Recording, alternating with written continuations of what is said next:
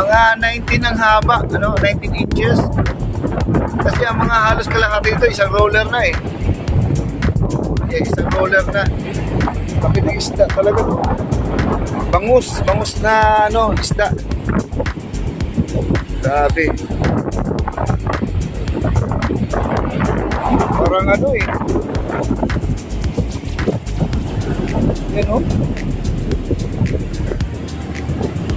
Grabe na, laki Ang bilis yun makahanap ng pagkain, yung pusa na yan, Ang bilis yun makahanap ng pagkain.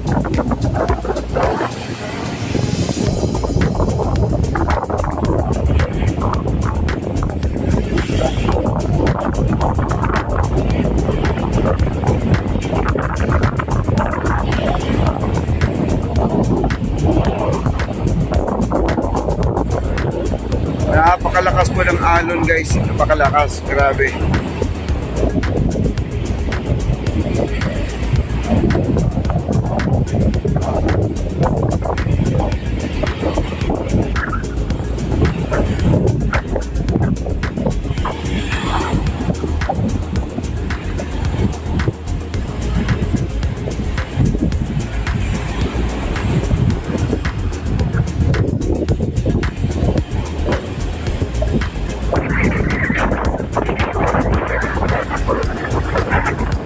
Ayan, pakunti na lang po ang ating basura dito.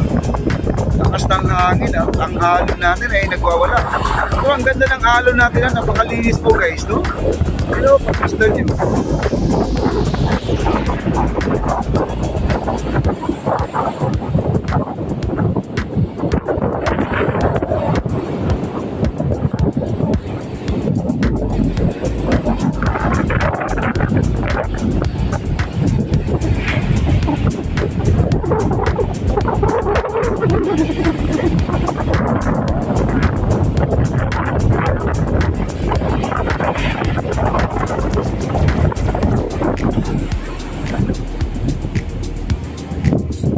Grabe, lakas ng alon.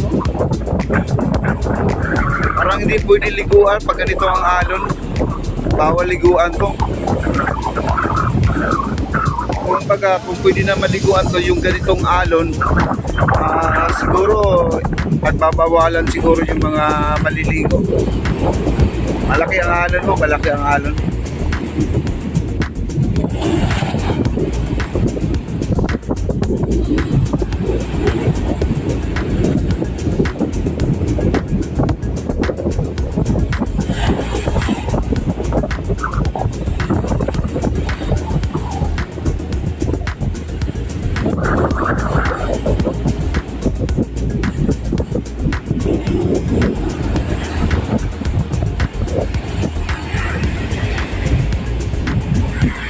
At marami na pong tao. Ayan marami ng tao. Masyad. Nagdadatingan, marami pang pumapasok. May mga foreigner na.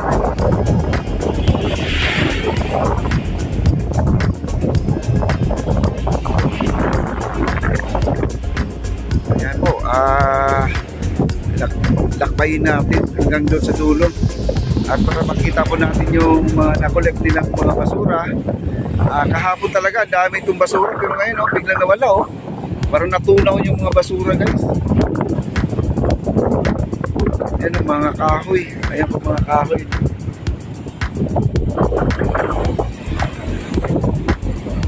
Lakas.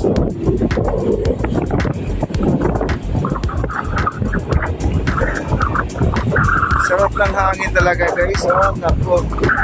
Nakakatanggal ng stress po ang ating Dolomite. Napakaganda.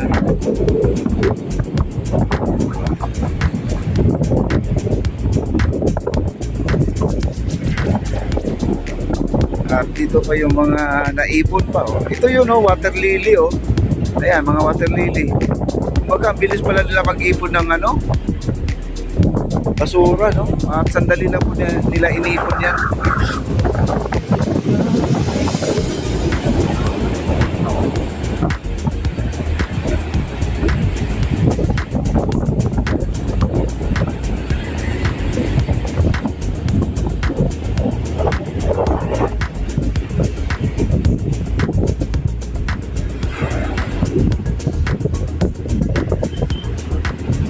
Madali na lang po ligpitin itong mga basura na to dahil iniipon-ipon nila sa isang area, tapos dadaan na lang yung truck ng MMDA, isang kargahan na lang po, hindi na po sila mag-ikot-ikot kung saan sila kukuha ng mga basura.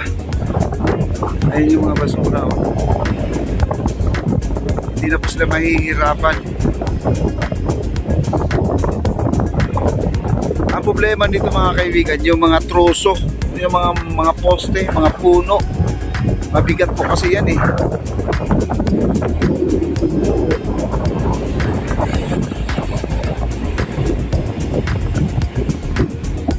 At ito yung sinasabi ko na pag kinakarga sa sako, kailangan babanlawan yung mga basura na yun kasi nasasama yung dolomite. Ayun o, nabaon na po sa buhangin.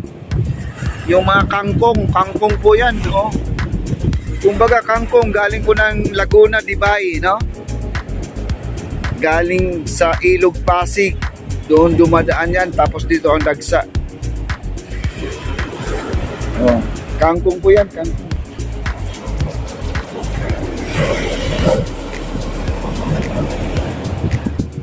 Kangkong, daming kangkong.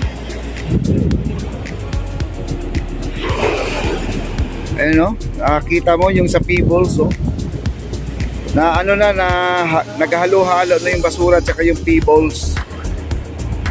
Yung mga pebbles na yan, ayan po, nandun po yan sa ibabaw, oh. Ay naku, sayang naman yung mga pebbles na yan kung hindi na isasala ng gusto yan.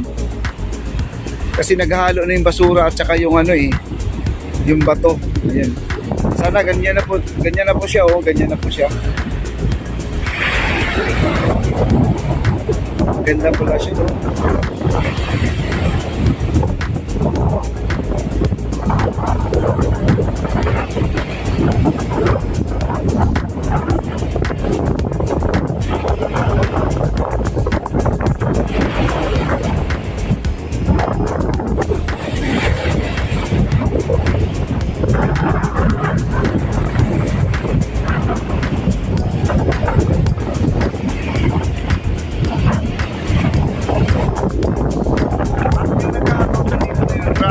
Sabi ko na yun.